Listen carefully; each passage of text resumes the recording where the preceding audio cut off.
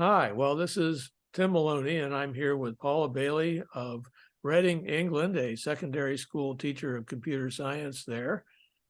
And in this segment about high school, secondary school, we're going to talk about what happened in my class, what happens in a lot of classes, I find, over the years, that students start teaching each other in the last couple of years of secondary school in particular. And this is very important, especially for the high achievers, the good performers, motivating one another and competing with each other, if we dare say that, is an essential element. I've seen this happen even with humanities classes and eventual law students. I mean, I could tell stories about high school teachers who were pleased at what happened, at the dynamic of what happened, but they don't take credit for it. They say, well, that year the students really took off, and we have these accomplished people among our graduates, but the teachers will say, I just sort of knew how to get out of the way and was glad to see it. Because if you talk to a teacher about what they're proudest of, it's where they made a difference with a kid who was on the border, of not doing well, or failing out of school somehow, or quitting, or having trouble of various kinds. And if a teacher, is a cause of a turnaround in attitude and performance and all that, they remember that for life. But they don't tend to take all that much credit for the high achievers, because the self-motivation aspect has factored in. So, I came to recognize that, at least, after I was done with high school, but it was an important contributor to not just my performance, but our performance in our last couple of years, where we had in the mix, we had David Bradley, our eventual valedictorian and high achiever in math and science, and eventual IBM employee and inventor of Control-Alt-Delete for our personal computers. He, got a PhD at Purdue and did very well, was hired by IBM and put on what I would have to say is a fast track, working on small computer systems in the mid-70s and being on the team of 12 engineers who developed the IBM PC, and, had numerous trips out to Seattle to talk to Bill Gates at Microsoft, things like that. Wow. So, but, IBM hired him because he had, quite a good background in computers from Purdue, and had done, that abstract algebra class in graduate school that he eventually told me about, But yeah, he was one of the participants in our little clutch of students who would challenge each other about math problems and pose puzzles and things like that. Now, formerly we had a math club, and people who signed up for it, but we hardly ever met and didn't do anything of substance that I could figure out. It was all about the cafeteria before school, or maybe after school, or maybe at lunchtime, when we'd toss around these things. And, we would see the parallel of that in our workplaces eventually, I think. But, those were important things that we sort of backed our way into without realizing the value of it. And Oh, absolutely. Yeah. I think I'm it's sure Paula has seen students do the same sort of thing. Oh yeah, I have. I mean, it's you expect the top end to fly, and in the UK we sort of start expecting that in sixth form. I think you call that your junior year, where you expect them Yes. to be more independent and to start to lead their own education. Yeah, Right. It's the last 2 years of high school, as you're saying, but that dynamic seems to come into play. you get a lot of leadership skills coming out of there too. Just sort of the group interaction and just, working each other out. Who's going to solve the problems? Who's going to, follow the problems? Yeah, You, I think, very lucky to be part of such a group.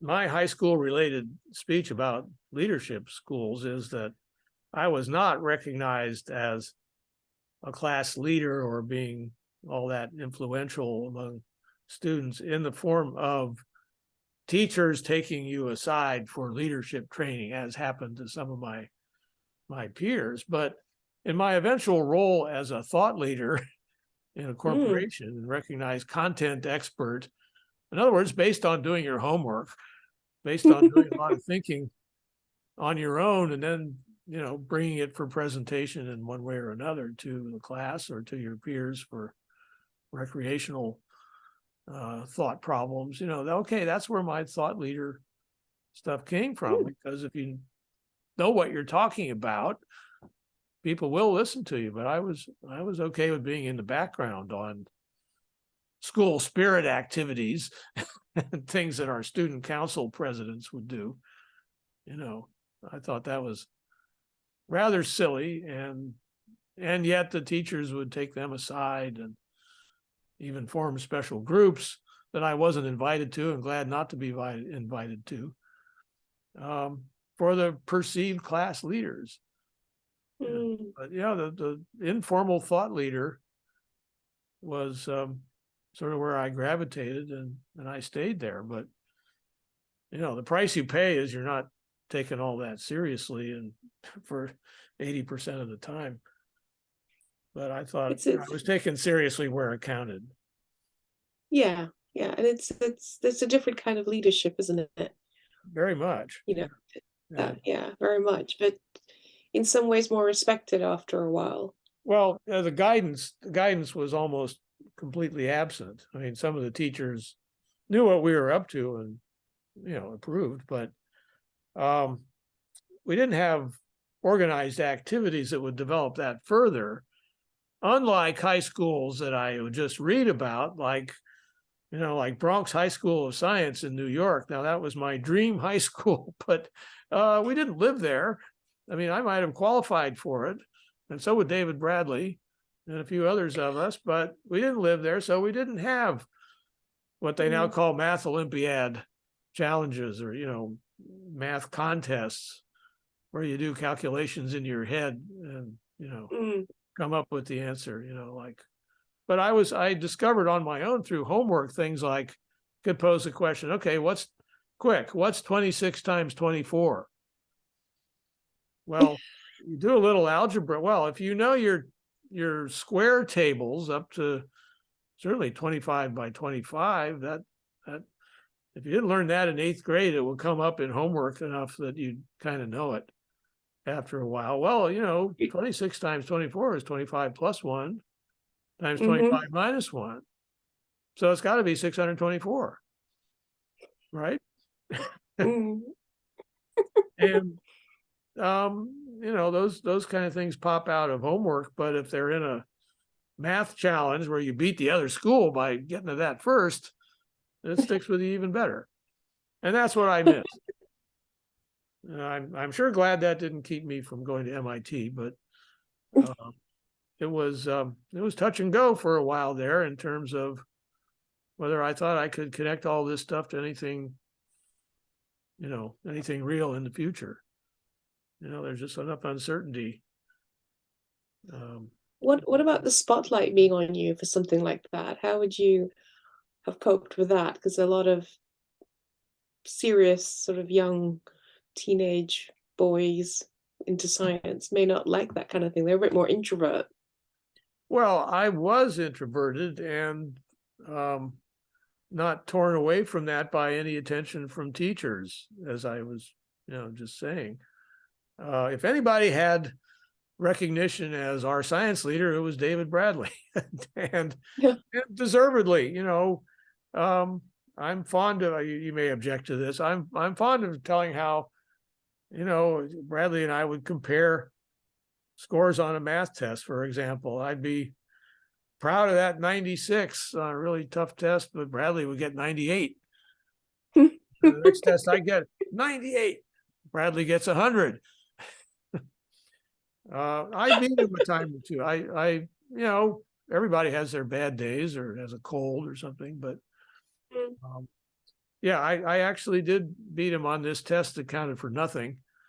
But they gave it to us anyway. It was a test from the outside. I think it was, if you've ever heard of the Putnam test, No. that's a college level thing, but I think they had a Putnam like test for high school students back in our senior year. And it was just, do whatever you can on these problems, kind of not quite open-ended problems, but tough problems where, you could make some progress on them, maybe even solve them. But, they're combinatorial problems, things that invoke the kind of mathematics that you would have seen up to senior year, maybe without calculus, but certainly, trigonometry, algebra,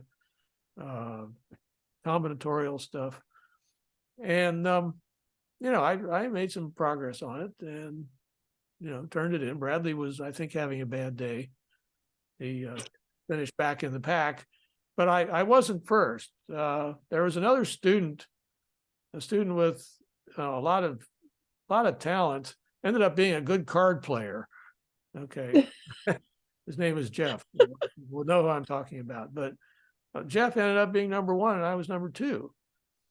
And I thought, well, Jeff was having a really good day because he was smart, but he didn't get very good grades and would miss huge chunks of material because he wouldn't study, stuff like that.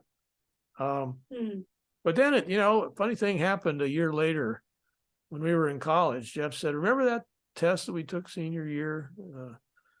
With the tough problems and all that." I said, yeah, you were first and I was second and Bradley was a distant something or other. He said, "Well, Tim, you were really number one on that one because I copied off your paper."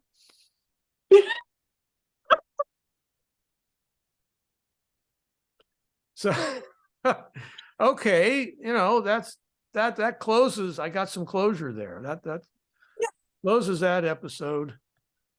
And, Is Jeff going to see this video? I guess I was sworn to secrecy at that point, but I'm not going to mention his last name. I don't know if he'll see this video. We still love you, Jeff. I think after all these years, I think the truth should come out now. Yeah, for everybody. I mean, I didn't spread that around to make him feel any worse, but well, it's good that he told you. It was good to know that because I thought, well, get real, Tim. You're not always the best or even second best. You have to be careful sometimes with pigeonholing children or self-pigeonholing, because children can really become what you tell them to do. Absolutely. So, yeah. Oh, that reminds me of something that I discovered in my dad's cupboards when I was cleaning them out around 2004. This is when I was like 54 years old.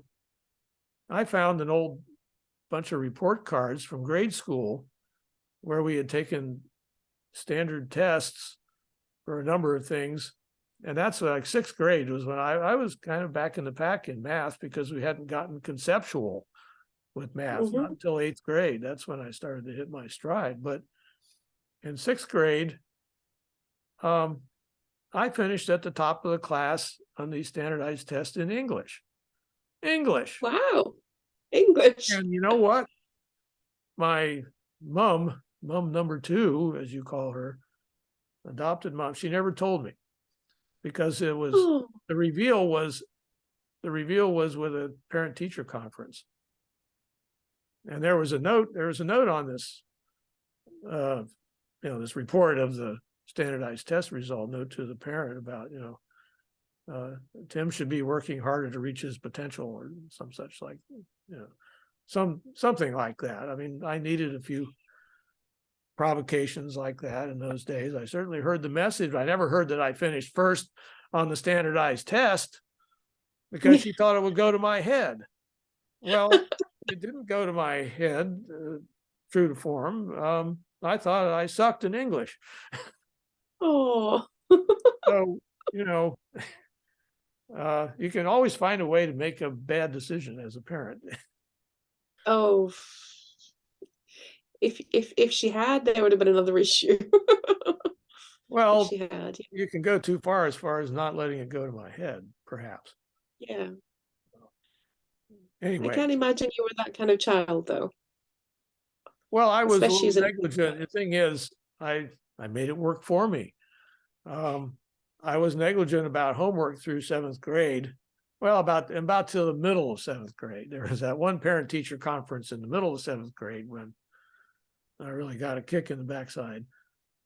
And over the next 6 months to a year, I decided I felt like I was too silly as a Mm, young student.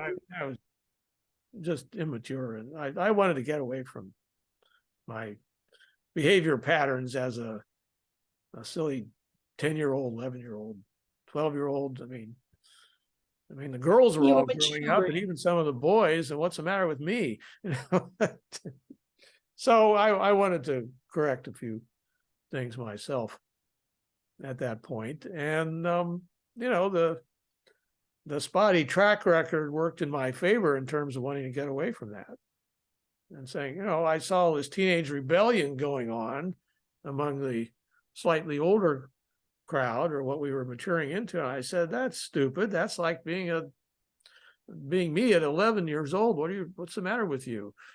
Mm, That worked for a few years to keep me, from being too much of a teenage rebel.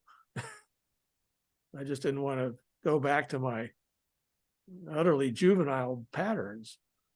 mm. But then that wears thin after a while too. You do everything they say, and you take orders for long enough, you start to ask a few questions. Mm. You know, We should put that all into another video, all of the naughty stuff. well, did I turn naughty as a junior or senior in high school? I was pretty well committed to not being naughty at that point.